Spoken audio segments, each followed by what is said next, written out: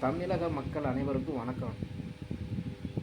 திராவிட முன்னேற்றக் கழகத்தை சேர்ந்த ஆர்எஸ் பாரதி என்பவர் தமிழ்நாட்டில் பிஏ படித்ததெல்லாம் நாய்கள் கூட படிச்சிருக்குது என்று ஒரு பகிரங்கமாக ஒரு மேடையில் பேசுகிறாரு.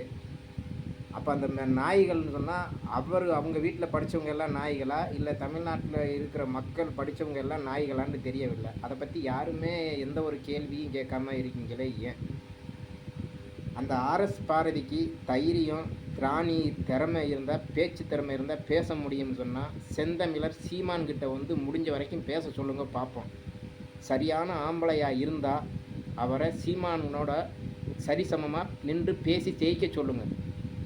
சண்டை போட்டால் அது தோற்று போயிடுவார், அது வேறு விஷயம். பேசியும் ஜெயிக்க முடியாது, சரியா? முதல்ல பேச சொல்லுங்கள். யார் நாய்? பிஏவை படித்தவங்களாம் நாயா? அவர் குடும்பத்தில் படித்தவங்க எல்லாம் நாய்களா? என்ன பேச்சு, மேடு நாகரிகம் இல்லாமல் என்ன பேச்சு பேசுகிறாங்க? இப்போ தமிழ்நாட்டில் உள்ள எல்லாரையும் ஏன் நாய்கள் என்று இவ்வளவு கொச்சைப்படுத்தி பேசுகிறார் இந்த ஆர்எஸ் பாரதி? அதை கேள்வி கேட்க யாருமே இல்லையா?